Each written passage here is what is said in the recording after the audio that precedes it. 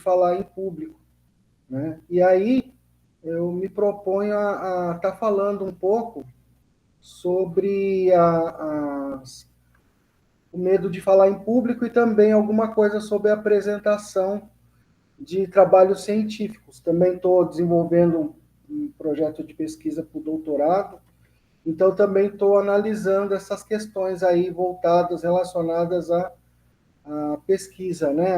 Então, eu resolvi juntar uma coisa com a outra. Peraí, acho que caiu. Agora está aparecendo aqui o PowerPoint. A apresentação, para mim, e olha que coisa, para mim deu uma travada aqui, mas vocês estão me ouvindo? Estamos ouvindo. Normal. É, então, desde 2008, eu trabalhei muito tempo na Câmara de Mediação e Conciliação, né? E naquele momento eu trabalhei num projeto de mediação de conflitos dentro da junta comercial. E eu precisava falar, né? Fazer algumas apresentações presenciais, quer dizer, exercer a oratória. E eu tinha certo receio de falar em público. E aí eu comecei a estudar ou analisar como que eu poderia melhorar a minha apresentação e, né, e vencer o medo de falar em público. E foi assim que eu comecei tinha a oportunidade de ir às faculdades, falar um pouco sobre a mediação e a conciliação, e para mim tinha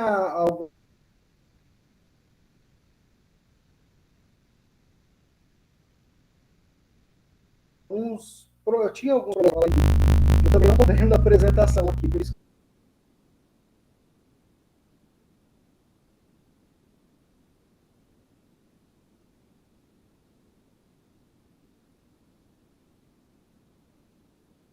Ô, Marcelo, agora pelo menos para mim está travando um pouco o seu áudio. Talvez se você desligar a sua câmera, o servidor consiga processar melhor. Eu me propus a fazer, acho que agora está aparecendo isso. O primeiro curso que eu comecei a fazer foi sobre o medo de falar em público ou algumas estratégias para perder o medo de falar em público, né? E então, como eu disse a vocês, eu estou me propondo a falar um pouco sobre o medo de falar em público, né, e algumas estratégias para apresentação de trabalhos científicos. O referencial teórico que a gente vai usar é o Reinaldo Polito. Não sei se alguém conhece. Ele é um dos exponenciais de oratória no Brasil e no mundo, né? Ele tem vários livros publicados, ele fez faculdade na USP, tanto de administração como também de comunicação, e o referencial teórico que a gente vai estar usando é ele, né? No início, eu comecei a usar aquele livro dele sobre oratória para advogados e profissionais do direito, mas a produção dele é ampla e se destina e se direciona para vários temas relacionados à apresentação. Deixa eu ver agora. Porque eu não estou conseguindo. Vocês estão vendo a apresentação, mas eu não.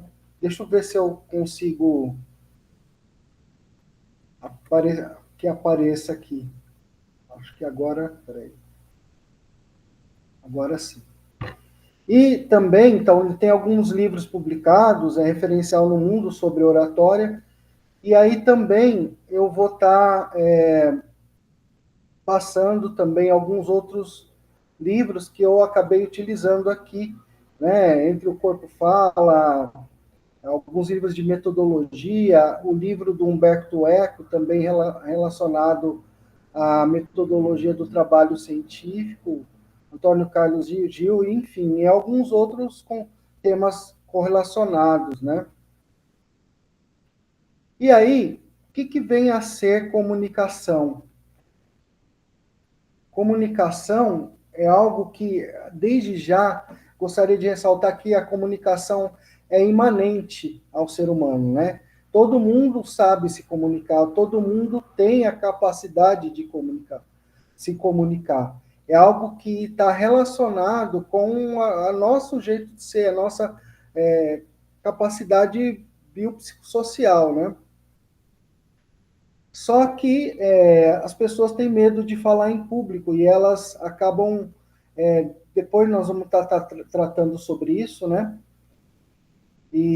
Mas as pessoas têm bastante receio, mas porque elas acham que nem sempre as pessoas são privilegiadas, né? Quer dizer, eu sei falar em público porque eu tenho um dom de falar em público, não é isso. Todo mundo tem a capacidade porque a questão da comunicação é algo humano, né? Sobretudo é uma condição humana, né? E o conceito de comunicação é um processo, né, onde se transmite uma mensagem para um receptor, provocando uma resposta e uma reemissão, muitas vezes, da informação, ou uma troca, né, uma interação entre informações, né? E, basicamente, a comunicação, assim, se nós formos analisar algo bem minimalista, é isso, né? É o emissor mandando uma mensagem que se tem uma resposta. E essa resposta não é uma resposta verbal, mas é a assimilação daquela informação para o receptor. Né? Essa informação ela é recebida, né, assimilada, e ela é interpretada pelo receptor segundo essas características biopsicossociais que a cada pessoa tem, ou seja, né, o contexto sociopolítico, contexto de vida dessa pessoa, contexto cultural, enfim, contexto de história de vida, biografia mesmo da pessoa. E aí, a partir dessa resposta, há a possibilidade de ter uma remissão, né? E essa remissão, ela pode ser uma observação, um acolhimento, uma resposta, uma reação de diversas maneiras, né? Enfim, aí a gente usa a teoria de Berlo, né, que fala sobre fonte, né, de quem origina a mensagem, a própria mensagem, né, através de diversos canais de comunicação, que a gente pode se comunicar de diversas maneiras, né, de fala, escrita, gestos, e o receptor, né, que ele vai receber aquela mensagem e muitas vezes reenviá-la. E o, esses elementos, né, se nós formos analisar dentro do contexto da comunicação científica, da área científica, o emissor é o pesquisador, a mensagem seria esse resultado das pesquisas, do processo de estudos científicos, né? O receptor, a plateia, e a resposta pode ser uma assimilação, um entendimento e análise, e o retorno, as perguntas, as reações ou as inquirições, né? E a remissão, ajuste do pesquisador na explicação, né? Então, dentro desse modelo clássico de comunicação, é importante a gente fazer algumas adequações atuais, né? Porque de uns anos para cá, de 20, 30 anos para cá, a comunicação, as características da comunicação mudaram bastante, né? Antes, a gente tinha uma comunicação onde o comunicador se preocupava mais com a beleza, né, com o estilo de comunicação, com a erudição e uma série de elementos importantes para a emissão da informação, né? Hoje, a gente tem que se preocupar com outros elementos, né, que são a clareza da mensagem e a capacidade de compreensão do receptor. Acima de tudo, hoje a gente deve se preocupar com a plateia. Então, eu faço uma intersecção entre a teoria tradicional de Berlin, Schein e Weaver com a teoria de Perelman, que fala sobre a nova retórica, onde se fala, onde o autor, né, fala da questão de adaptar esse discurso, essa comunicação, para a plateia, para quem está recebendo aquela mensagem. Né? Então, eu vou me preocupar com, não como eu falo, mas se a forma como eu falo está dentro do entendimento, da compreensão cultural, daquela, social, daquela plateia que eu estou, a quem estou me dirigindo. Né? Também, Humberto Eco fala sobre isso, né, de que a gente deve adequar a nossa comunicação a quem está recebendo. E esse tipo de trabalho é desafiador, né? Ou seja, você adequar sua comunicação de uma forma clara e muitas vezes acessível à plateia é um dos maiores desafios da comunicação, né? E eu trago aqui também um contexto de que a gente se comunica mesmo quando a gente não está se comunicando, né? Então, às vezes, o silêncio, né, a linguagem corporal, ou às vezes a inércia, né, que a gente chama de nada a fazer, né? No direito, a gente chama de inércia, mas você não fazer nada também é uma comunicação. Então, não existe alguma situação que não seja comunicação. Né? Nós estamos sempre nos comunicando. Né? Então, a recusa em falar comunica algumas questões, algumas coisas, mas é impossível nós não nos comunicarmos. E vocês vão perceber que até o silêncio, ou mesmo alguns pontos de estratégias utilizadas na voz, no corpo, são instrumentos importantes para comunicação. Também vou falar especificamente sobre o medo de falar em público. E aí eu trago 3 perguntas para analisar. Por que a gente tem medo de falar em público? Ou seja, por que ele surge? E por que o medo interfere na eficiência da nossa comunicação? E também que caminhos, né, que estratégias eu posso utilizar para estar melhorando a minha comunicação. Tá? Então, antes de falar propriamente da parte específica, que é da apresentação, é importante falar do medo de falar em público. O medo de falar em público ele está entre os 10 maiores medos do ser humano. E eu brinco, né, que às vezes supera o medo de morrer e de ser picado por cobra, que são também grandes medos da humanidade, né? Eu brinco que as pessoas preferem morrer picadas por cobra do que falar em público, né? E é uma forma de trazer uma brincadeira. Aliás, só ressaltando, o bom humor sempre é bem-vindo nas apresentações. Mesmo numa apresentação científica, quando se tem uma ironia fina também. Então, uma das estratégias para boa comunicação, para você atrair o seu auditório, o seu público, é usar o bom humor ou algum tipo de brincadeira, é claro, a certa medida dentro do contexto também, né? Para apresentação. Então, como eu disse, falar em público é uma das fobias mais comuns que existem, né? E ela pode afetar profissionais e até mesmo nas nossas relações interpessoais, né? E afeta muitas pessoas, né? 2/3 das pessoas têm medo de falar em público. Por quê? Porque dispara um sistema que chama luta-fuga, né, no organismo, que ele é extremamente útil para quando o ser humano está diante de uma ameaça, né? É o flight or fight, ou fight or flight, né? Que é um processo biológico que é para sobrevivência, né?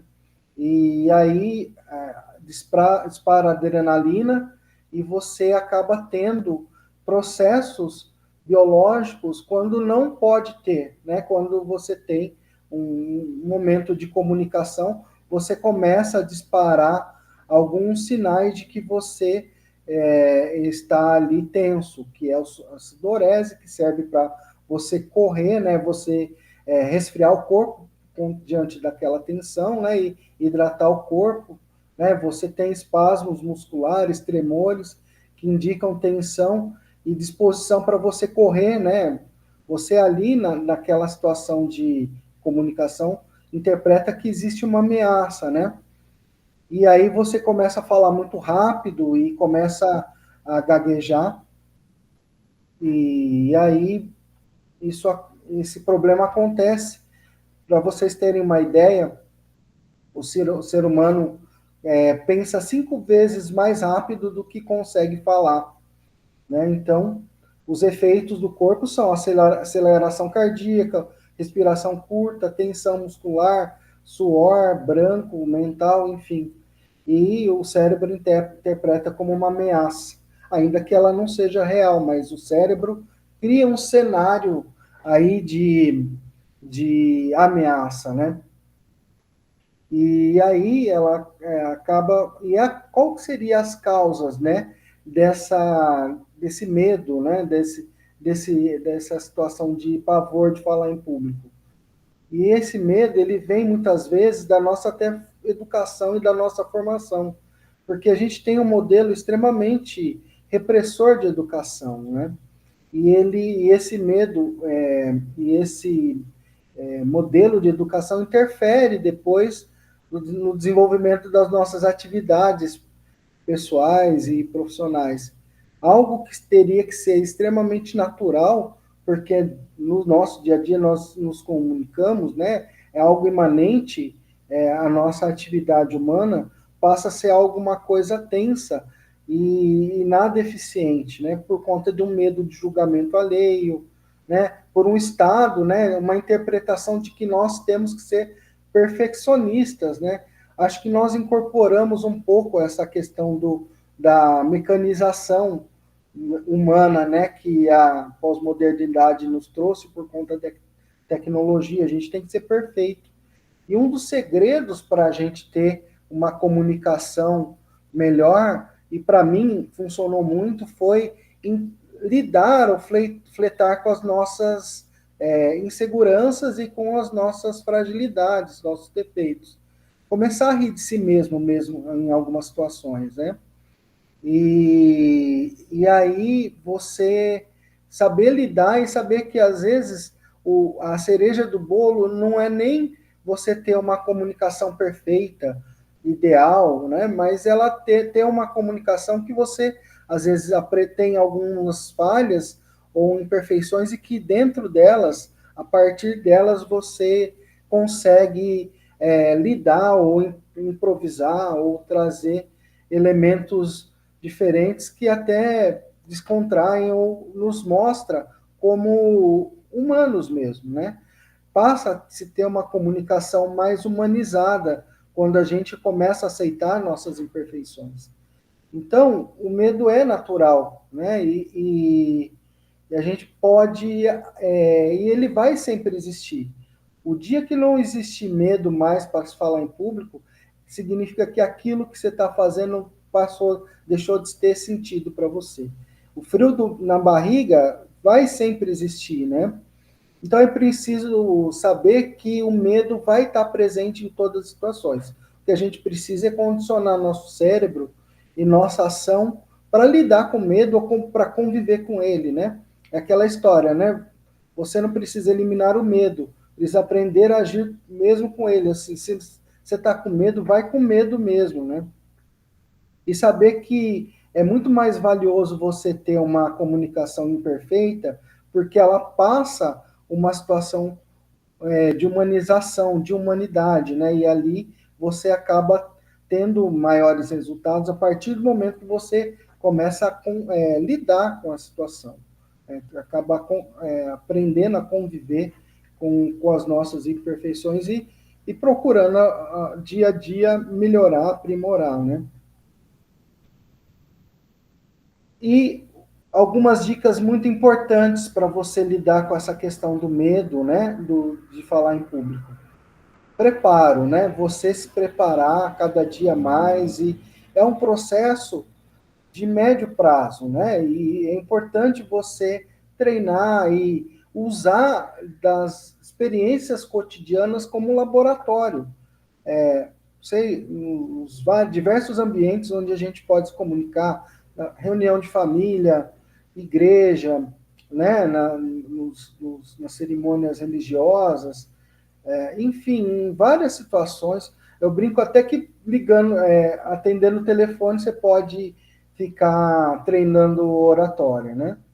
E o ensaio reduz erros e aumenta a fluidez, a naturalidade, quer dizer, ou seja, o ser humano ele tem um quê de comportamental. Então, você pode melhorar fazendo, é só fazendo muitas vezes que você consegue lidar com medo e trabalhar e ter desenvoltura. Né?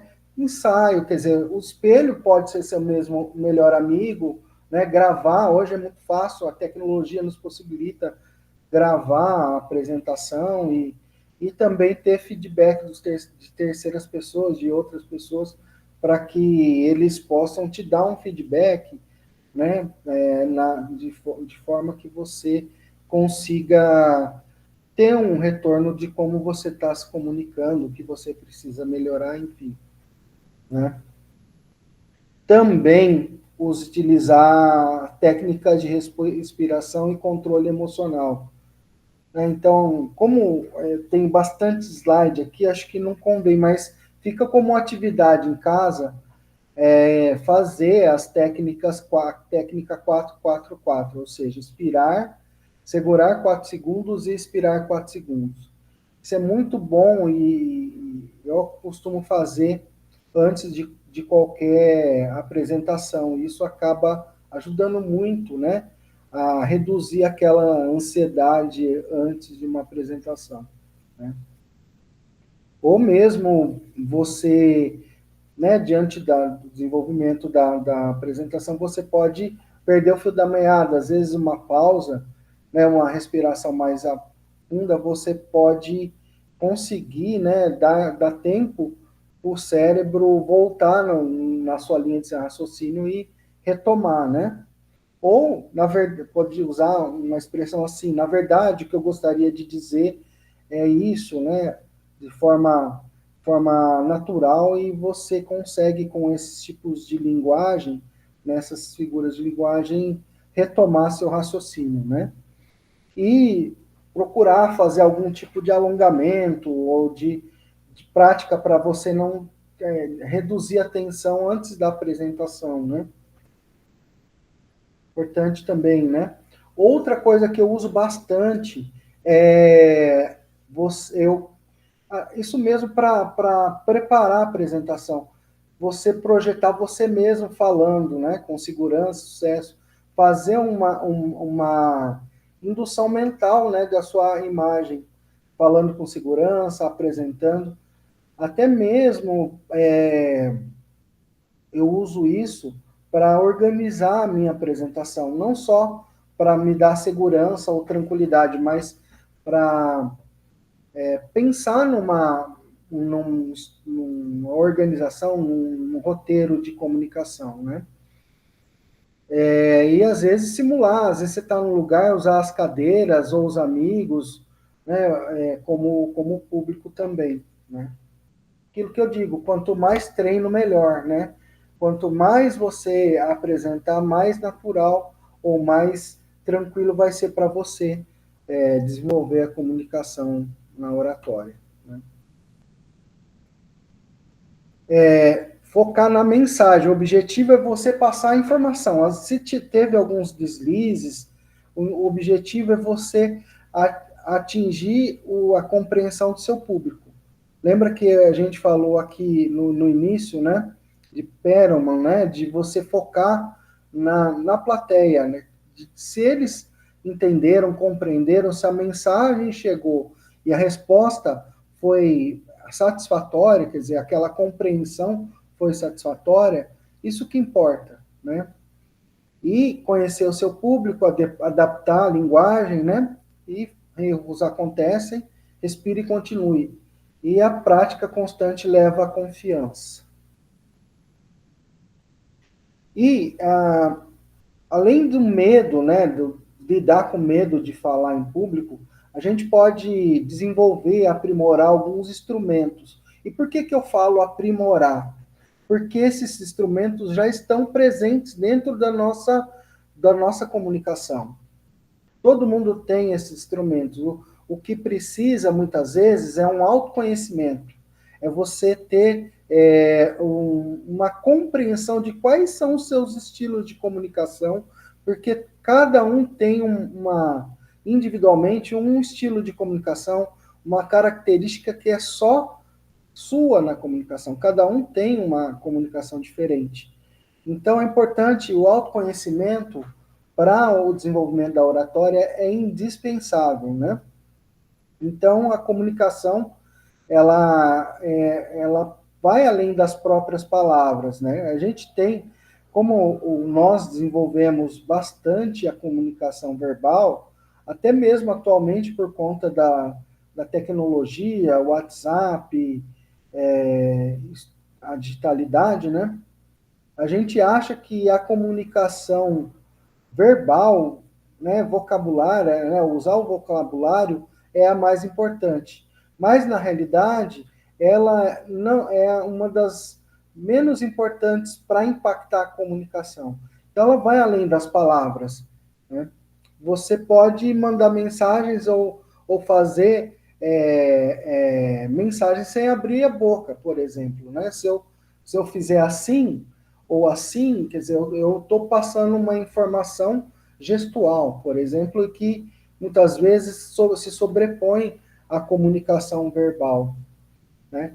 Tem o gráfico, né, de Mehrabian, que fala que a linguagem corporal representa 55% da nossa comunicação.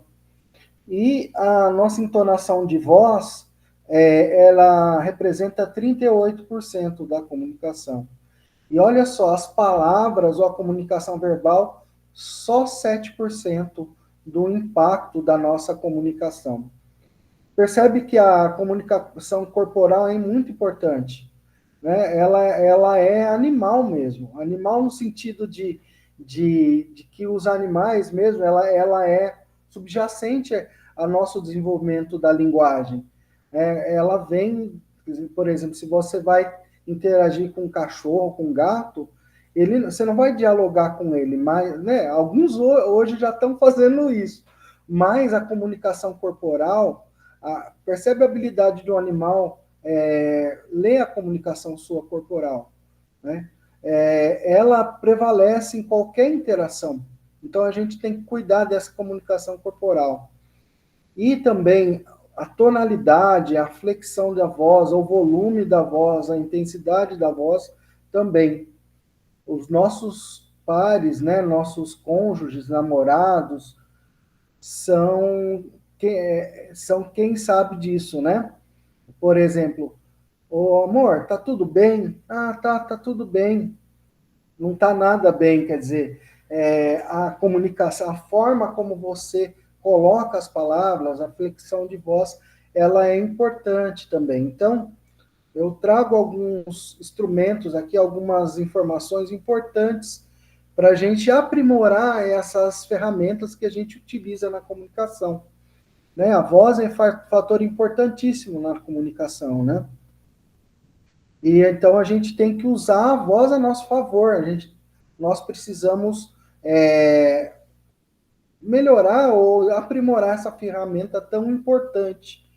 Né? A gente precisa usar a voz, por exemplo, comunicação no rádio. É só voz, ninguém está vendo nada. Então é muito importante. E você prende a atenção ou você traz desinteresse para a sua plateia através da forma que você utiliza a voz. Se você tem uma comunicação monocódica, você pode estar fazendo com que as pessoas fiquem com sono ou desinteressadas. É só mesmo um exemplo, como que a mãe, o pai, faz uma criança dormir. com uma música monocórdica, né? Então, é importante você utilizar, aumentar o volume da sua voz, ou abaixar o volume da voz, né? Trazer, colocar ênfase em algumas palavras para que você atraia a atenção do público, utilizando o instrumento da comunicação. Então, utilizar o diafragma.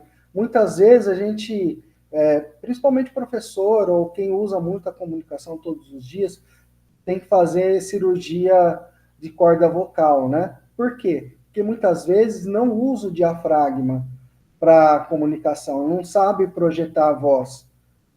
Eu tive a oportunidade de fazer um pouquinho de curso de teatro e a gente aprende lá no teatro que é necessário flexionar a voz, né?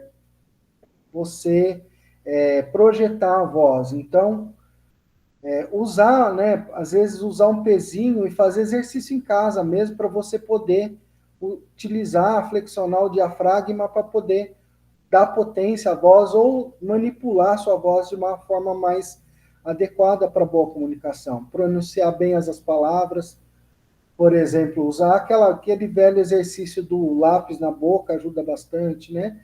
Alternar o volume, pôr ênfase, e você utilizar pausas na comunicação. Os clérigos mesmo usam muita pausa, políticos também. Muitas vezes a pausa, ela ao invés de distanciar a plateia, ela acaba aproximando, porque se eu pausar, pode chamar a atenção da plateia, né? Você pode falar, mas o que aconteceu? Então, diversificar a sua comunicação de acordo com o contexto dela, né? E o sotaque. Muitas vezes, tem pessoas que querem esconder o sotaque. Na verdade, o sotaque ele é muito importante. Às vezes ele é a cereja do bolo para quem tem um sotaque diferente, né? Existe esse certo preconceito em relação a ele, mas ele valoriza a comunicação, né? E o nosso corpo fala, né? Como eu mostrei lá na estatística, representa 55% da fala e da comunicação, os nossos gestos, né? Então, a gente acaba gestualmente transmitindo informações que muitas vezes, que muitas vezes não, que se sobrepõem mesmo à comunicação verbal. Então, o grau de importância de uma comunicação corporal é soberba, né? Por exemplo, se você falar assim, eu quero tudo de bem para você, né? Então, se você não conjugar a comunicação corporal com a fala, pode haver ruídos de comunicação e passar realmente uma imagem ruim de você como alguém, como um orador que se tem que obter credibilidade, ou seja, para você ter uma comunicação, né, e conquistar a plateia, há a necessidade de você construir, né, segundo o Reinaldo Polito, credibilidade. Existem alguns elementos, né, para você desenvolver essa credibilidade diante do público. Exemplificar, ou mesmo transmitir segurança na comunicação. E também a comunicação corporal ajuda essa construção de credibilidade, né? Que é uma situação onde o autor, o receptor, né, no caso, valida, né, a plateia valida a sua comunicação. Então, a postura ereta, né, sempre com o queixo em 90 graus, corpo estendido, claro, você não precisa ficar como um robozinho assim, duro, mas é importante que você tenha uma comunicação, uma postura ereta para a sua comunicação, né? Olhar nos olhos, né? Então, eu às vezes estou olhando para os slides, mas eu fico sempre olhando para a câmera, né? Por exemplo, numa comunicação virtual, procurar olhar para a câmera também, né? Para simular esse olhar nos olhos mesmo. Claro que você não pode fixar o olhar nas pessoas, nos olhos das pessoas, muito tempo, porque isso pode gerar uma situação de enfrentamento, né? e fazer algo ruim, gerar um mal-estar, né? Mas você pode dar uma fixada de olho de 3 segundos, e aí você vai alternando, né? E isso individualiza a comunicação e estabelece uma conexão maior com o público, né? Cuidar da expressão facial, né? Muitas vezes não enrugar muito a testa, procurar sorrir, né? Enquanto fala, ter uma expressão facial amistosa. Isso ajuda muito na comunicação, né? E saber que o público lê sinais sutis, né? E responde emocionalmente a eles. Da mesma maneira que nós também podemos usar umas observações para ver como que está o estado da plateia. Então é importante quem trabalha com comunicação, com oratória, procurar ler a comunicação corporal das pessoas, até para que você adeque a comunicação, né, e para que elas fiquem mais interessantes. Então, de repente, a pessoa está com o braço cruzado lá, ou ela está com uma expressão ruim, né, uma expressão de dúvida. Tinha um professor na graduação, um advogado, que dava a teoria geral do processo, né, para mim. Ele não perguntava se as pessoas entenderam ou não, ele repetia, porque ele tinha essa capacidade de ler a comunicação facial dos alunos, né? E isso me chamava a atenção desde aquele momento, né? Então, e isso é uma questão de treino, não é de um dia para o outro que você vai conseguir ler a comunicação da sua plateia, mas é importante treinar. Às vezes você está num lugar público, começar a observar realmente como que funciona a comunicação das pessoas, né? E usar o espaço, né? Aproximar ou se distanciar, caminhar bastante, tomar muito cuidado com o excesso de gesticulação, que isso pode passar um ruído de comunicação, e usar bem essa linguagem corporal para você, né, em relação ao público, e também observar a comunicação do público também através da leitura corporal, né? Como eu falo, treinar a observação e também a auto-observação. Às vezes você está falando lá, você está com o braço cruzado, ou sem querer, você está com a mão no bolso, procurar interpretar o que está acontecendo, né? Até para você corrigir, né, o trajeto da sua comunicação. E o vocabulário? Claro, ele é importante para a comunicação, né? Ele é ele tem um peso menor, mas ele é importante, né? Utilizar bem as terminologias, né? Aquilo que eu falei, falar fácil é o maior desafio, né?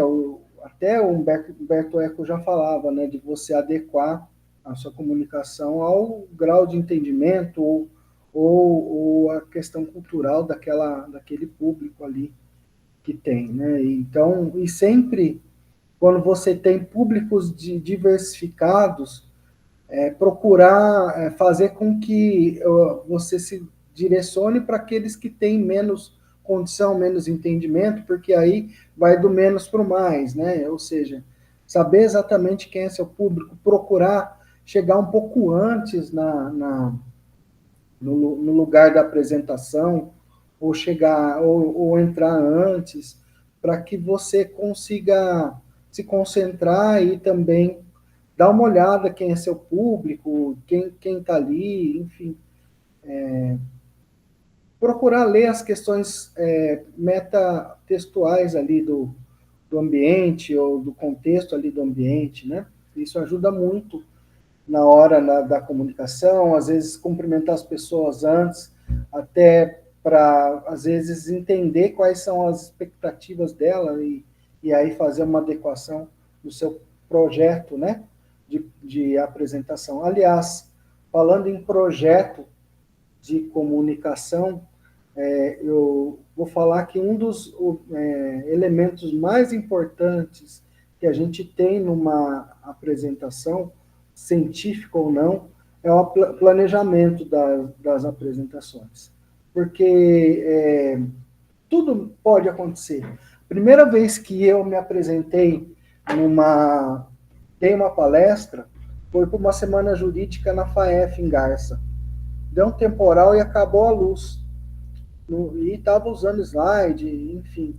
Se eu não estava bem preparado, eu estava com um plano B, ou com planejamento da apresentação, né, eu não teria conseguido concluir, né, quer dizer, ou teria perdido o foco. Então, é muito comum que eu levar, né, eu levo os slides, levo também conteúdo impresso e levo o roteiro ainda.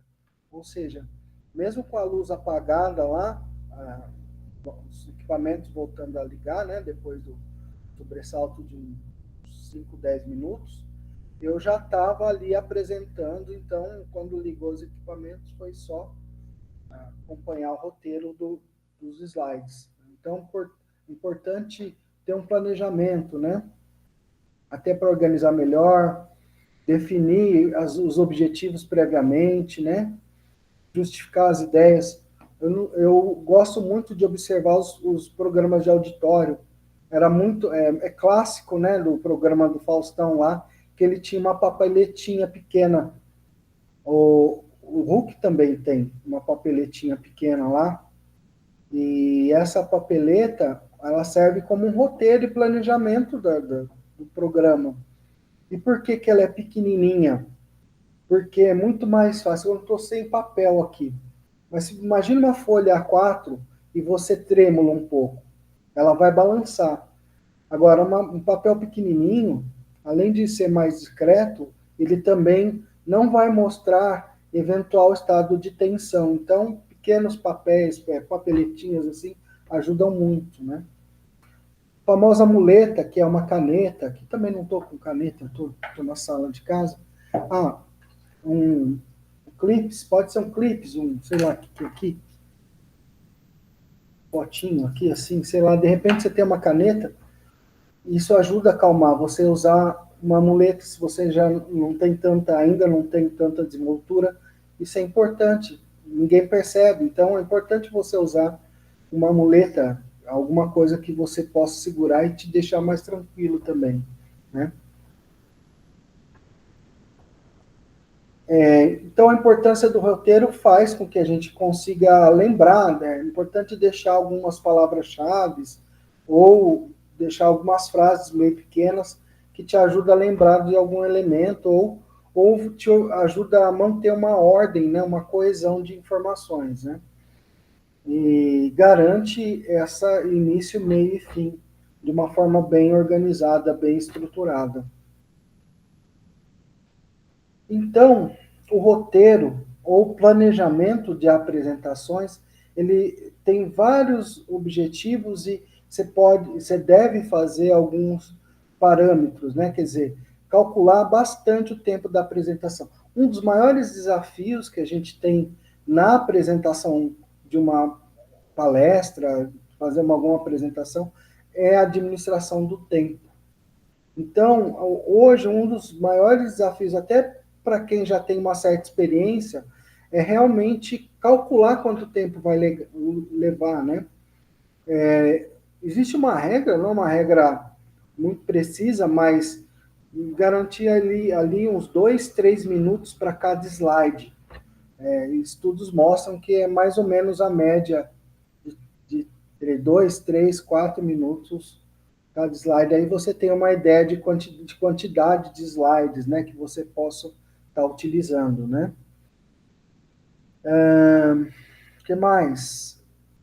Cuidar do tempo, quer dizer, estruturar, né, a sua abertura, saber que você precisa, no início, estabelecer uma conexão com o público, né, e eles estão no estado lá de desatenção para um início de atenção.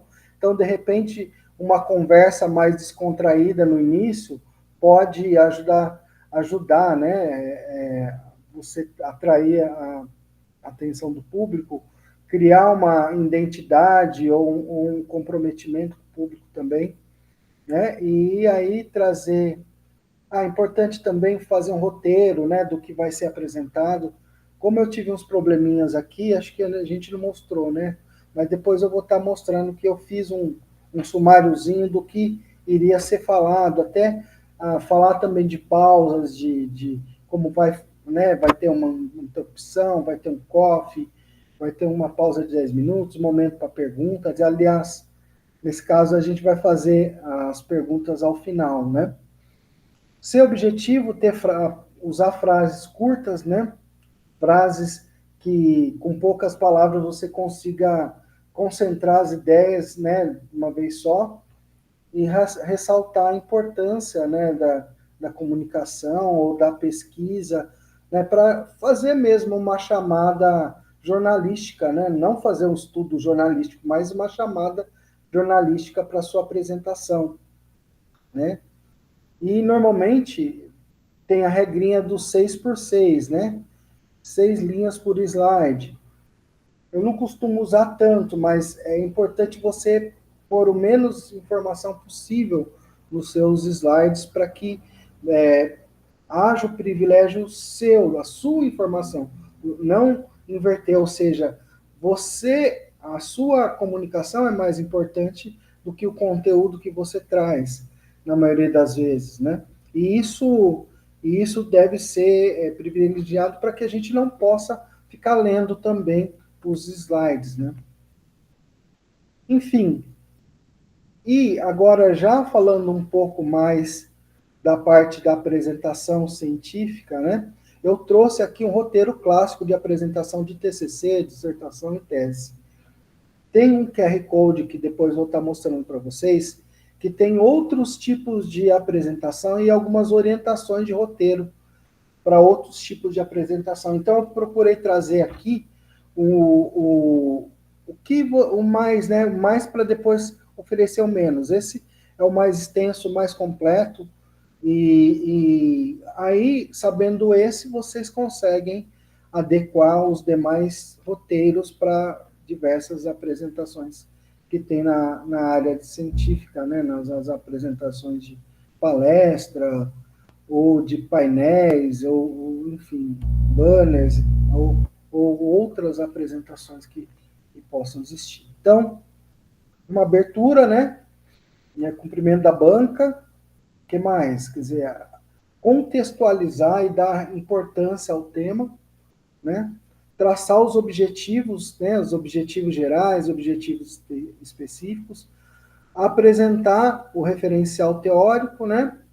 E trazer também, apresentar metodologias, materiais, métodos e apresentar as conclusões e até mesmo, né, as sugestões para as pesquisas futuras ou que aquela pesquisa te move, né, o que ela te traz de impulsionamento para novas pesquisas, né?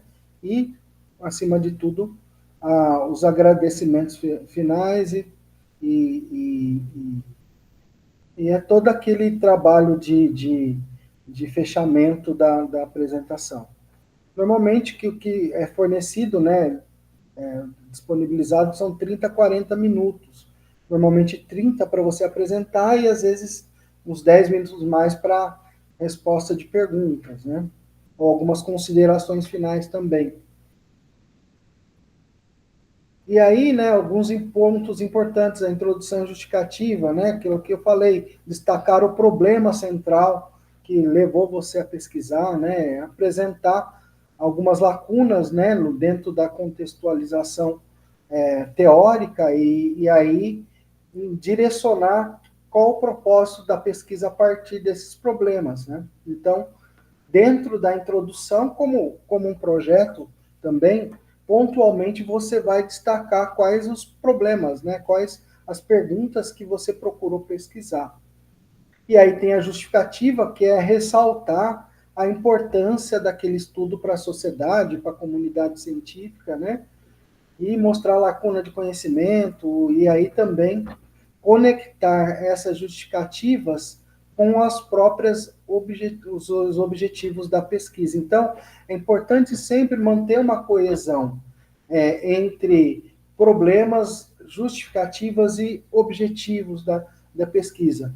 Diante desses problemas apresentados, né, diante, vamos supor, da produção de verdade, dentro do sistema de aplicação de penas, eu verifico que é necessário fazer um estudo a partir de Foucault e analisando tais e tais pontos, e aí essa pesquisa pretende buscar pretendeu buscar conhecimentos em relação a isso, utilizando os métodos, né, tais e tais para esses objetivos, né, específicos. Então, é importante fazer esse trabalho de conexão entre contextualização, problemas, né, fundamentar os problemas pela justificativa e fazer uma ligação com os objetivos, né, principalmente os objetivos específicos, e aí, apontando, né, brevemente os objetivos de pesquisa, falar dos materiais utilizados e quais os resultados obtidos. Então, é importante trazer claro isso na apresentação, né? De uma forma clara e dinâmica, né? E aí apontar os desafios, né? Também apresentar os resultados e quais foram os desafios e até mesmo as dissonâncias que puderam ser identificadas entre a teoria, né, os referenciais teóricos, as bibliografias escolhidas ou os métodos escolhidos e o que você pesquisou, né, o campo de pesquisa. Então, apresentar as dissonâncias ou as diferenças, né, entre o que tem na pesquisa, no conteúdo, né, no material de estudo, na bibliografia, e o que foi encontrado no campo de pesquisa. Né. Trago aqui umas falas, por exemplo, como auxílio para vocês, né? Como para alcançar o objetivo específico X, utilizamos a técnica Y, porque ela permite, e aí você faz uma fundamentação, né? E, por exemplo, o método, com a aplicação do método X, tivemos os resultados Y, Z, enfim, né? E esse resultado responde diretamente àquela pergunta que foi feita, que foi fundamentada num objetivo específico enfim, fazer essas ligações, esses liames aí dentro da apresentação, né? Uma frase de transição importante, assim conseguimos fechar o ciclo, objetivo, método. Então, aqui eu estou conseguindo alinhar, né, os objetivos tais com os métodos e com os resultados. Então é importante sempre trazer, e aí às vezes como fazer alguns destaques, né? Às vezes você já falou sobre isso, mas trazer um resuminho no final, né? Resumo, às vezes algumas informações importantes, ele serve até mesmo para boa avaliação, né, de um trabalho científico, né, da apresentação de um trabalho científico. Às vezes você falou muitas coisas, mesmo que você tenha apresentado bem, muita coisa foi dita. Então é importante, no final, além das conclusões, pontuar realmente os melhores momentos da sua pesquisa e da sua apresentação da pesquisa numa banca, numa apresentação de TCC, enfim. Então, por exemplo, trazer, né, alguns pontos aqui também de discussão, né, destacar onde os resultados confirmam, apontar as contradições, isso eu já falei, né? Limitar o principal que afeta a interpretação, quer dizer, trazer também alguns limites, né, que a própria metodologia interferiu na pesquisa, ou seja, deixa eu ser mais claro, né, os conceitos e as metodologias utilizadas me permitiu chegar até aqui, né? Numa sugestão futura, eu pretendo ampliar essa pesquisa utilizando outros métodos. São situações que você pode só descobrir na hora do desenvolvimento da pesquisa, né? Então é importante pontuar isso também, né? E fazer, né, uma cena, como a gente fala, em cenas dos próximos capítulos, né? Ou seja, falar um pouco mais, falando, olha, pretendo continuar a pesquisa, pretendo estudar mais sobre isso, sobre aquilo, ou pretendo focar, que eu acho que ficou, as metodologias utilizadas não atenderam, né, não contemplaram essa parte desse estudo, enfim, pretendo e ampliar meu conhecimento, utilizar outros métodos e me aprofundar nesse campo ou ir para outros campos, enfim, apresentar isso também ao final. E tem algumas falas também aqui, ó, concluímos que a frase, né, que a frase X vinculado ao objetivo principal, né, houve uma limitação que pode ser ter influenciado também, ou seja, algumas falhabilidades de metodologia ou que podem ter direcionado a pesquisa para um caminho ou por outro. Então, fazer uma análise geral sobre a aplicação dos métodos dentro do campo de pesquisa, né? Eu vou disponibilizar esse material para vocês, tá? Então, depois a gente vê como disponibiliza. Aqui, ó, tem um QR Code com outros tipos de roteiro. Então, ele está no meu Drive, aponta, né, só apontar a câmera e já vai direto no Drive, acho que vai pedir para que eu autorize o acesso, eu autorizo para vocês o acesso, para vocês pegarem os outros roteiros para outros tipos de apresentação. Tá? E, por fim, eu vou falar um pouquinho de algo que eu acho muito importante, que os canais de comunicação, que é neurociência, né? Que é PNL, né? Os canais de comunicação. E como que a gente pode usar isso nas apresentações, mesmo numa apresentação científica, né? Então, esse conceito dos métodos VAC, né? Visual, auditivo, sinestésico, existe uma teoria de que o ser humano tem preponderância de um canal de comunicação, né? O que pode ser um canal auditivo, visual ou sinestésico, ou seja, a gente tem um estilo de comunicação, um canal, uma forma de se comunicar, mais visual, ou mais auditivo, ou mais sinestésico. E aí, até para exemplificar, né, eu às vezes começo a utilizar algumas figuras, né? Então, por exemplo, método canal visual, é aquela pessoa extremamente ornamentada, né? Por exemplo, uma mulher com bastante brinco, com adereços, enfim, é uma pessoa que ela usa o canal de comunicação mais visual, imagético, ela tem esse perfil, né? E ela começa a se apegar a detalhes, e enquanto o método auditivo é uma pessoa que usa mais o sentido da audição, e muitas vezes ele nem está te vendo, mas ele está te ouvindo muito bem. E ele já tem uma característica mais ligada aos canais de comunicação, que são realmente a parte mais racional, né? Então, o que tem um canal auditivo, ele é mais razão, ele se preocupa mais com alguns elementos, às vezes ele até tem a postura um pouco mais para baixo, né?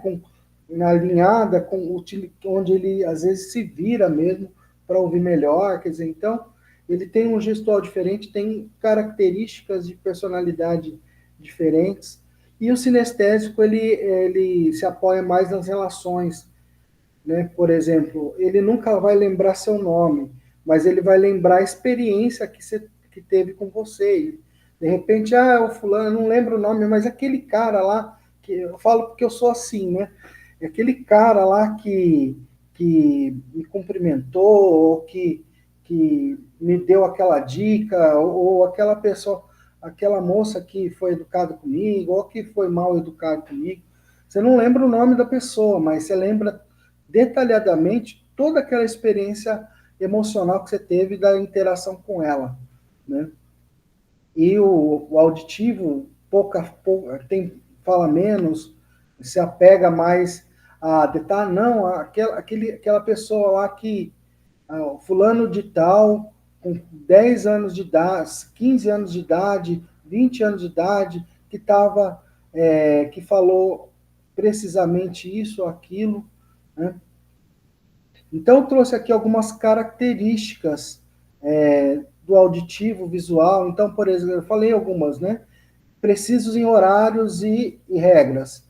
Ou seja, não pode atrasar, né? Vai começar a apresentação da banca, tem que começar às 16h22, né? Ele não é tão... ele é mais meticuloso em detalhe quando ele é perfeccionista. Então, ele vai se interessar por planilhas, ele vai se interessar por informações de estatísticas, né? Sempre ele vai estar vestido de forma discreta, às vezes com cores extremamente neutras, né? E ele é conciso na análise. Ele até não gosta muito que a pessoa que está apresentando fale muito, né? Já o visual é um pouco diferente, né? Ele já pede detalhamentos, ou ele gosta de muito detalhamento. Então, de repente, se você tem na banca alguém que é assim, você pode responder uma pergunta com mais detalhes, ilustrando, trazendo imagens, né? Trazendo situações, né? Ali descritivas, né? Então, ele observa todos os detalhes, né? E mais rápido do que você pode imaginar. Ele tende a realizar aberturas longas, agradecer até o reitor da faculdade pela oportunidade de estar ali, né? Ele faz que nem uma Maguila depois das lutas, né? Manda salve para todo mundo, né? Quer dizer, e a avaliação é análise longa. Então, nesse caso, você não precisa se conter tanto, né? É melhor que você se estenda um pouco mais, né? E o sinestésico se interessa por conteúdos emocionais. Então, olá, professor, tudo bem? Olha, é um imenso prazer estar aqui apresentando esse trabalho, né? Se é seu orientador, nossa, foi uma emoção incrível de estar aqui trabalhando junto com o professor, doutor fulano de tal. Ele é uma pessoa maravilhosa, atenciosa, uma pessoa extremamente amável, né? E ele observa questões emocionais no candidato. Eu vi o seu olho brilhar, quer dizer, ele observa essas questões afetivas, né?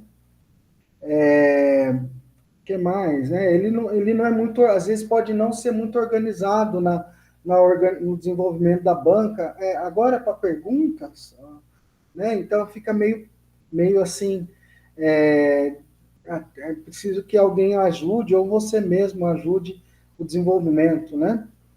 Roupas minimalistas, ou seja, não tão sóbrias como o auditivo, mas sem muito adereço, com um pouco mais de simplicidade, né? E avaliação emocional e afetiva.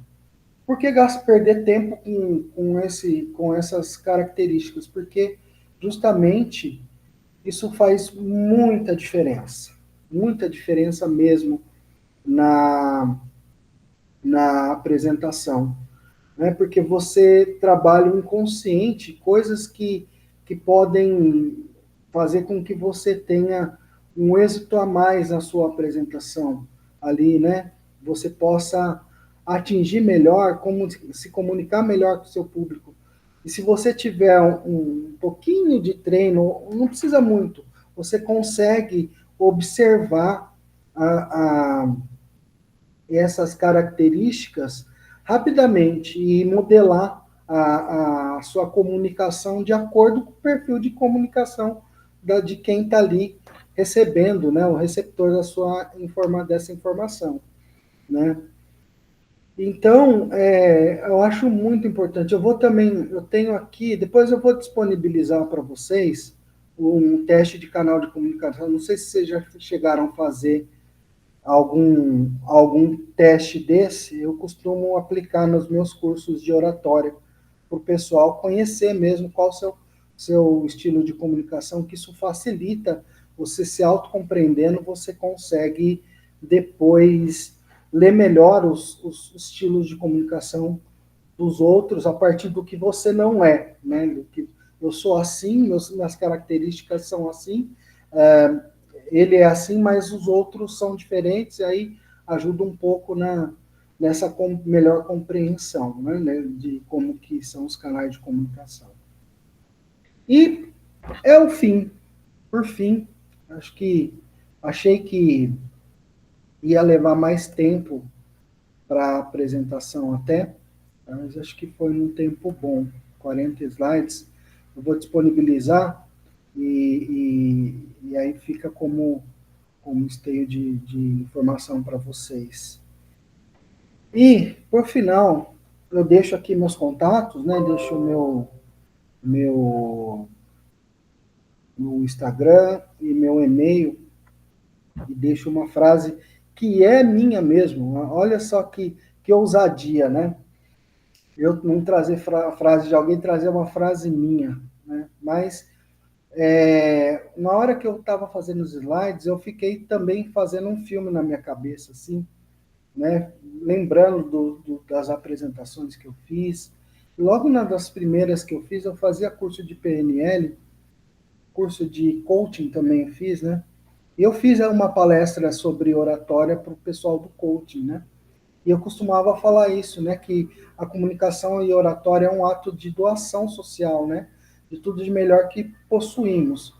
Também, às vezes, se você não cuidar bem de tudo que é pior, né? Mas, acima de tudo que é melhor que a gente tem. É como, né, a apresentação, a comunicação é um dos dons né, um dos dons, não, uma das capacidades que o ser humano tem, que ele pode oferecer o melhor que ele tem para outra pessoa. E é por isso que nós estamos aqui hoje, né? Por isso que nós estamos aqui é, todas as quintas-feiras, desenvolvendo os trabalhos científicos, participando do grupo, que é esse objetivo da gente transcender e oferecer para os colegas a nossa contribuição através das interações comunicativas. Então, acho que é uma frase que cai bem, porque eu sempre falava que era um presente, a sua comunicação, né, as informações que a gente tem, é o melhor presente que a gente pode dar para a humanidade e para as pessoas que nos ouvem. Então, acho que é isso, pessoal. Eu vou interromper aqui o compartilhamento, ver